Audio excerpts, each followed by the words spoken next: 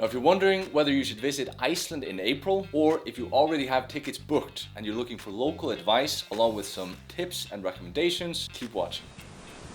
We're currently trying to reach 20,000 subscribers, so if you find this video helpful, please hit the like and subscribe button. That would be amazing. Now, let's start with why Iceland in April is a good idea. To begin with, the Northern Lights. While the aurora season is winding down, April still offers an amazing chance to see the Northern Lights. With longer daylight hours, your window to catch the Northern Lights is shorter, but the aftermath of the chilly winter period in January and in February enhances the magnetic intensity in April, resulting in some exceptionally vivid and dynamic displays of the lights. Number 2, milder weather and longer days. Iceland's weather in April is a mix of winter chill and the first whispers of the spring. Now, temperatures here in Iceland during April will hover from about 0 to about 7 degrees Celsius. But if you're watching this from the US, that would mean 32 to about 45 degrees Fahrenheit on average. So while you'll need to pack warm, the roads will generally be clearer, making it easier for travel. One of the most significant changes that you'll notice in April is the increase in daylight, which is such a blessing for us living here in Iceland, having experienced December, where we only get about 3 to 4 hours of daylight, and very cold weather as well. However, at the beginning of April, you can experience around 13 hours of daylight, with the sun rising around 7 a.m. and setting around 8 p.m. And by the very end of the month, we have around 16 hours of daylight, with the sun rising at 5:30 and setting at 9:30 in the evening. This increase in daylight hours opens up the opportunity for more sightseeing and experiencing the breathtaking landscape here in Iceland. And the third reason why visiting Iceland in April is a good idea: fewer crowds. So you'll be able to be in Reykjavik or at popular sightseeing spots with lesser crowds, making it even more special. There are loads of awesome activities to do here in Iceland in April, but here are my top 4 recommendations. Now, you can explore these and other exciting tours and activities on our website, where we feature the most highly rated options, and I'll link to it in the description of this video. Number 1 is whale watching. As marine life becomes more active, April marks the official start of the whale watching season here in Iceland.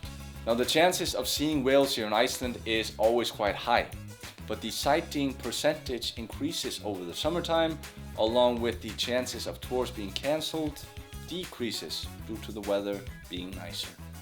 My second recommendation is our food tour, Reykjavik Food Walk. It's a 3-hour food tour that takes place in downtown Reykjavik, where you'll explore and get to know the city. You'll also visit some of the best local restaurants to enjoy amazing Icelandic food while hanging out with the local. It's a lot of fun, it's a lot of food, and it can't be missed. It's something I recommend you do on your first or second day, since you get such an amazing feel for the city. You'll visit some restaurants that you want to go back to, so that's why I always recommend doing it early on in your stay. Third recommendation is some sort of sightseeing. And like we mentioned before, Iceland in April, you already have the better weather and longer daylight hours, making it the perfect time to do some sightseeing. For this, you'll have a few different options to choose from. You can go the south coast area of Iceland, filled with waterfalls, the black sand beach, and some amazing sights.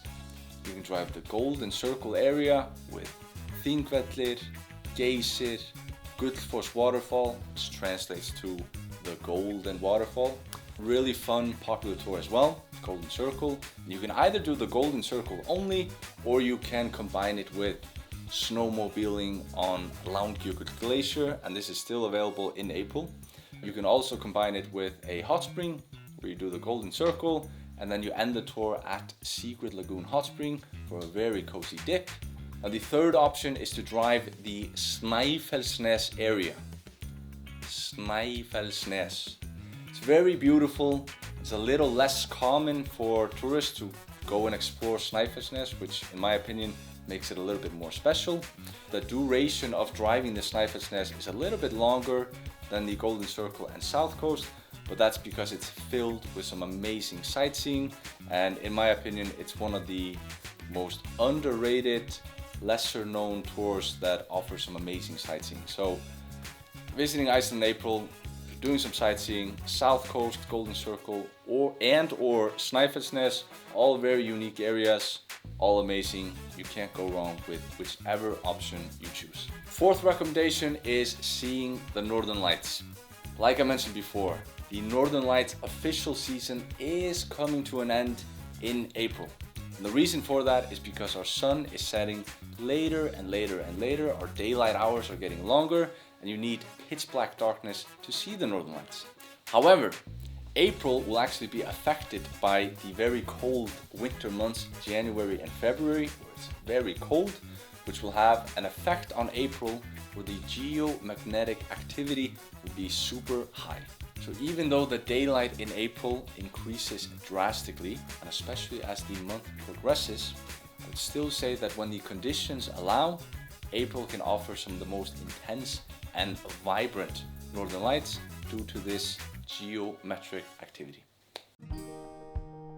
Moving on to our next part, which is 5 local tips for a smoother trip. Now the first tip being to dress in layers. The key to comfort in Iceland's unpredictable weather is layering. Waterproof and windproof outer layers are essential, as long as good hiking boots for those adventurous treks. Tip number 2 is to embrace the Icelandic cuisine.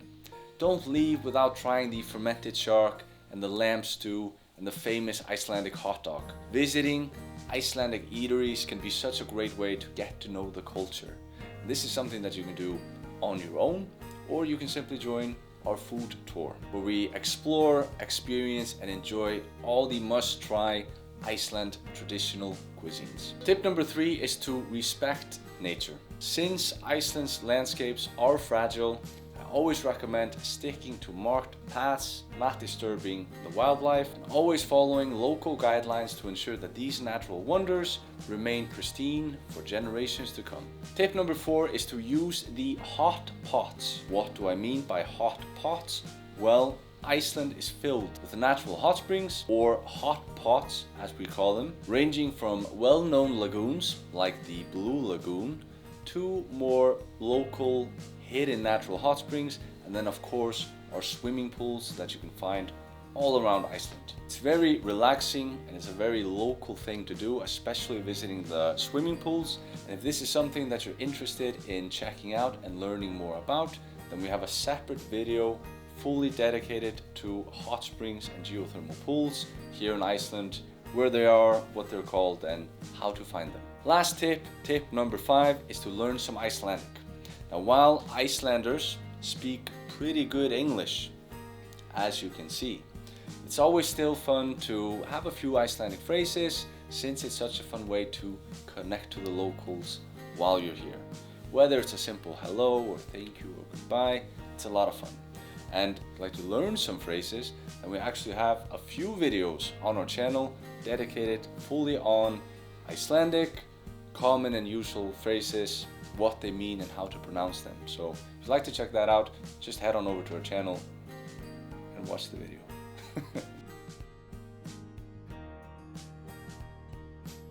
Now, April in Iceland is not just about nature, it's also a time for cultural events and holidays. Easter is a significant holiday here in Iceland with various traditions and events, including an Easter egg chocolate hunt and various meals.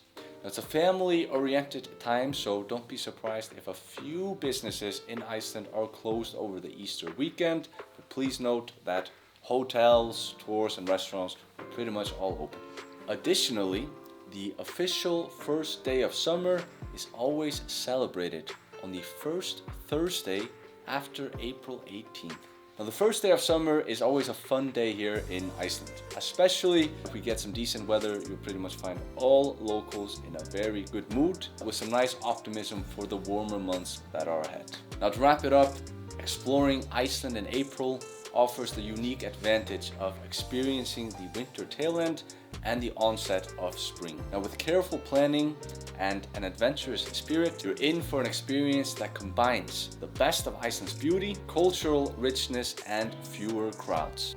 Whether basking in the extended daylight, navigating the diverse weather, or diving into the local culture, I just know that you're gonna love it. So I hope this video came in handy. Like I mentioned before, maybe leave a like, maybe subscribe to the channel, and if you have any questions or recommendations on videos for us to make in the future, please leave it in the comments. See you in Iceland in April.